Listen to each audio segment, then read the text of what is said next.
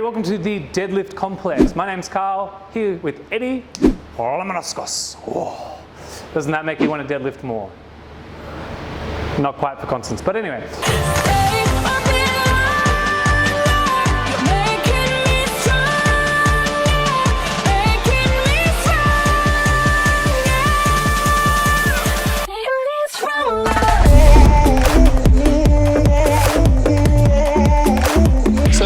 Complex, this is the routine that you're going to complete before you start lifting weight on a barbell. Reason being is we're here to prep the ligaments, tendons, muscles, and open up the joints. For example, if you are limited in your hinging ability, you're then going to start to move through your lower back.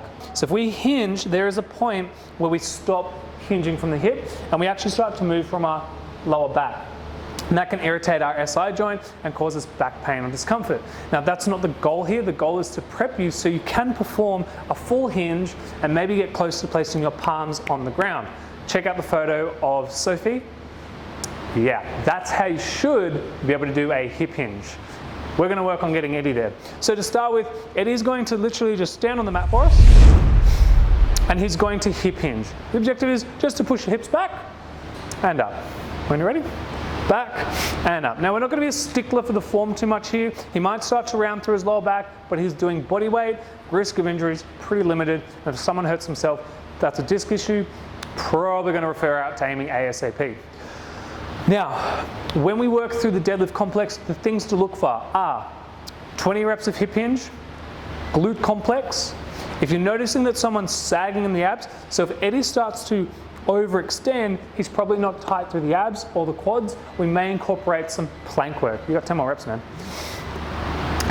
In the glute complex, we got fire hydrants, side clams, and skydivers, or hip extension, person dependent. Then you're going to finish with some banded RDLs, which we've already got set up, and we've got 2 variations in case you don't have access to a platform. So Eddie's done his hip hinge. He's then going to go onto his hands and knees to do a fire hydrant. So similar to a bird dog. So if you're noticing someone's lacking strength through the abs, you could do a bird dog. So Eddie, just do 1 rep of a bird dog for us. So reaching out, not overextending through the back, so pull the abs in tight, and then come back down. So you would do 5 each side. If you're noticing it's abs, relax. But his abs are good, so he's going to work a fire hydrant. Now it's 5 reps both ways. So for the glute complex, just remember 20 reps. If you half it, it'll be 10 each side, and obviously you're going to go either way, so that's 5 each side. So the way we're going to start is, he's going to bring his knee backwards. So he's going to keep the knee at 90 degrees, bring it all the way up. He's going to turn it all the way out to the side, really work those external rotators. Bring the knee up to the elbow. Come on! So close. And then back and repeat that 5 times. So let's go. Hold still. Now, as a coach, thing to note that his hips shouldn't be shifting too much and he should be locking out his arms. So he's really pressing from the floor. His scaps, we can see, are winging, so he needs to push up more. More.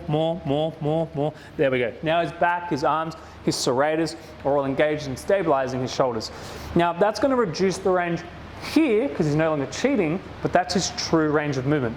The thing is, we're prepping the body to be able to open up. Very good. Now, once he's done 5 this way, he's then going to do the opposite direction. Now, because he's already worked this side, he should be more open now. Stop. Now bring your knee to your elbow. So getting a little more through the abdominals and then up and around. If you do it the other way, it's pretty hard. Like, you'll find that you're more limited. So doing it the reverse way helps to open the hip socket more. So then this is a little bit easier. Again, if the hips are shifting, a little trick, you can put your thigh next to him, say, don't touch me. So that means he's going to have to shift a little further over to the side. He's more stacked, and now he's working with more isolating that hip. If he's shifting over, he's cheating. That's okay, but again, you can use your thigh as a guide to give them feedback. I recommend standing side on so you're facing them so you can see the shoulders. Up, change legs. So again, 5 and 5. That's a total of 20 reps. Good. So checking in, pressing from the hands, pressing the fingers into the floor, so nice and engaged to the hand. Pressing up through both hands, chest is pushing up into the back. Belly draws in, hips are stable, so it's just the leg, working with your true range. Let's go other way. So now bring the knee up to his elbow and up and around. Now we can see that his knee can't touch his elbow. That's probably maybe a weakness or tightness through the rectus femoris, the hip flexors, the psoas, so that's something to work on as well. Now, once he's completed that, he's going to lie on his side, and we're going to go side clams. Good. So when stacking the side clam, hips should be at 45-degree angle, foot behind the calf, and then lift the knee as high as you can, pause, and back down. So you'll notice here with Eddie, beautiful, doesn't move in the hip. Okay, let's cheat it. If he starts to shift in his hip, he's going too far. That's cheating, and you would say no rep. So Eddie's doing really well here. Up, pause, down, up, pause, down. If you're noticing that someone can't feel their glutes, get them to do a 2 to 3 second pause, and even have your hand push up against their thigh. Create some resistance. That's known as an isometric contraction and gives more feel and sensation to the glute. For this, we're only going to do 10 each side. Again, 20, so 10, 10. Change sides. Now, if we look at the back side of Eddie, his arm is in front of him, so that's allowing his head to rest on his shoulders. That keeps the spine neutral. Yeah, come on. So nice straight line. Sometimes people have their arm up too high or to the side, and that cocks the head. Again, not ideal. An alternative is bend the elbow so it cups in your head. So it's a little more comfortable for those people that maybe feel more tension in their neck. He's going to flip over and lie on his back to perform hip extension. Now remember, the movement is hip extension. All we're looking is for them to press their arms into the ground, that stabilizes the shoulder, and then they drive their hips up. Let's go, and down. Now one thing to note is, watch their rib cage, down and up. You'll see here with Eddie, he actually, as he goes down, there's a little bit of a curve to the bottom. That tells me that his abdominals aren't working and stabilizing. He's overthinking it. Arms out a bit, push down into the ground as hard as you can. Push down, good. Now hips up, hips down. Better. So he wasn't engaging in his lats, so he's losing tightness through his midsection performing the movement. When you do hip extension, this contracts the glutes. It's not the focus is to work hip extension. When people overthink this, they tend to hold, push up higher. Up, stop, push up higher. Push up higher. If he continues to push, he'll arch through his lower back. He feels his lower back. Cramp? Where? Hamstring. Ah, fantastic. So now the hamstrings are over assisting for his glutes. So just be mindful of that when performing this. Watch, it's the hips extend, not overarching. Good, hop up.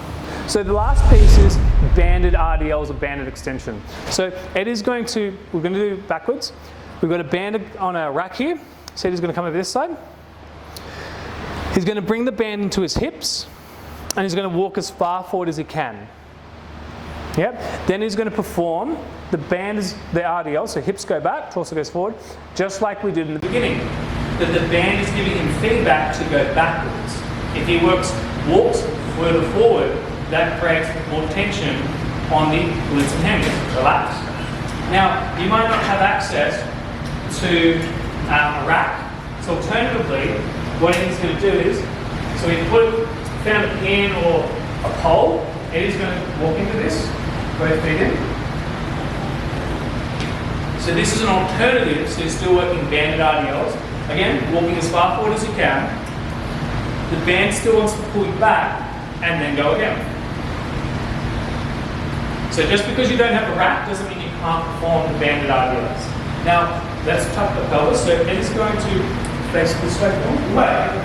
So if he goes now, forward, and hips go back. This is the thing to be mindful of, not tucking. Okay? So what happens is he tucks under, and you can see, stop, push forward, up, hold. He overextends. So if you look at the line between the shoulder, the hip, the knee, you'll see that he's slightly back here. That's going to overarch the lower back.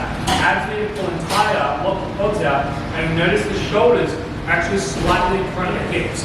That's the lockout that we want to see. Not overextended, locked and loaded. That's it.